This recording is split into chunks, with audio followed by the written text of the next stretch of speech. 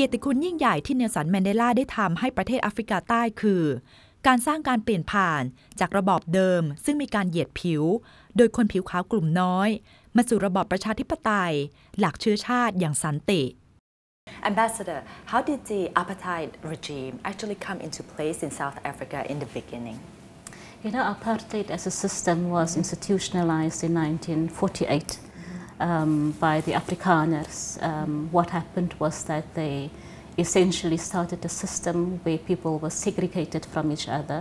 and were divided into different race groups. What that meant in practice was that people from different race groups could not go to the same beaches, go and see the same go to the same movie houses. They couldn't marry each other. They couldn't live in the same areas. So effectively, it was a form of social control that kept races apart from each other in a very artificial way. Because essentially, you know, we are all human beings, irrespective of the color of our skin.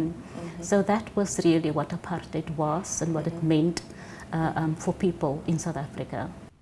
นโยบายเหยียดผิวทำให้เกิดการต่อต้านและการประท้วงขึ้นแมนเดลาเป็นแกนนำที่ยืนหยัดต่อสู้ต่อระบอบเหยียดผิวตั้งแต่ด้วยการใช้สันติวิธีไปจนถึงเป็นขบวนการติดอาวุธเมื่อถูกรัฐตอบโต้ด้วยความรุนแรงจึงเป็นผลให้เขาต้องติดคุกยาวนานถึง27 ปีแม้แมนเดลาจะถูกคุมขังนานถึง27 ปีจากการต่อสู้เพื่อปลดแอกการกดขี่นี้แต่เมื่อเขาได้รับอิสรภาพแมนเดลาได้ทิ้งความเจ็บแค้นและเรียกร้องให้คนผิวขาวและผิวดำปรองดองกันเพื่อความสามัคคีในชาติโดยใช้การให้อภัยเป็นวิถีแห่งการปรองดอง How did Nelson Mandela contribute to the reconciliation process in South Africa? You know, he has become such a wonderful icon that stands for someone who had willpower, who had beliefs in essential values of tolerance, of reconciliation, of forgiveness. He was able to say and to demonstrate to black people and to white people that we can come together in a unifying moment. We can forget the past and we can move forward. And that's also, by the way, why he proposed the Truth and Reconciliation Commission. He was saying that that people want to forgive, but they also want to know who to forgive. And so, in that moment of reconciliation, he created the space for us to say, let us talk about our difficult past. Let us have that difficult conversation. Let us have full disclosure of what happened, of the pain that apartheid caused us. But let us also then find a way of moving forward. And that is something that we have done. ทั้งเดนสันเบเดล่าและเดอะเคลิร์กคิดหาทางออกที่เป็นการก้าวพ้นนะครับการใช้ความยุติธรรมเชิงลงโทษไปสู่ความยุติธรรมเชิงฟื้นฟูทำอย่างไรเราจะเปลี่ยนความยุติธรรมเชิงลงโทษมาเป็นความยุติธรรมเชิงสมานฉันท์โดยเอาเหยื่อหรือผู้รับเคราะห์เนี่ยเป็นหลักให้เขาได้สามารถบอกกับสังคมโลกว่าเขาได้รับการกระทำอะไรบันทึกเอาไว้เป็นข้อมูลเป็นข้อเท็จจริงเป็นสัจธรรมในสายตาของผู้ถูกกระทำแล้วคนที่กระทำเขานะครับก็มายอมรับสารภาพในส่วนหนึ่งนะครับแล้วก็ขออภัยถ้าในกระบวนการนี้เนี่ยเป็นการคืนดีแล้วทุกฝ่ายก็จะรู้สึกดีขึ้นและสามารถที่จะมีความสัมพันธ์กันต่อไปได้ก็เป็นครั้งแรกนะครับที่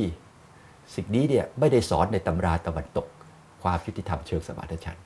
แล้วก็ทั้งสองคนนะครับแมนเดลาและเดอะเคลิร์กตกลงกันว่าจะลองใช้วิธีนี้แล้วคนที่เอาเรื่องนี้ไปทำจริงๆก็คือบาทหลวงเดสมอนด์ ทูตูซึ่งได้รับรางวัลโนเบลสันติภาพอีกคนหนึ่งเหมือนกันนะครับที่สามารถนำกระบวนการที่เราเรียกกันว่าสัจจะและการคืนดีได้ผลบ้างนะครับไม่ใช่ 100% แต่ก็สามารถทำให้ทั้งฝ่ายขาวผิวขาวและฝ่ายผิวดำนะครับอยู่ร่วมกันแล้วก็ร่วมกันพัฒนาประเทศชาติแอฟริกาใต้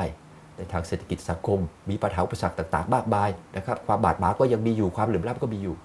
แต่เขาก้าวพ้นนะครับความรุนแรงในอดีตไปได้และสามารถมองไปสู่อนาคตได้ดียิ่งขึ้น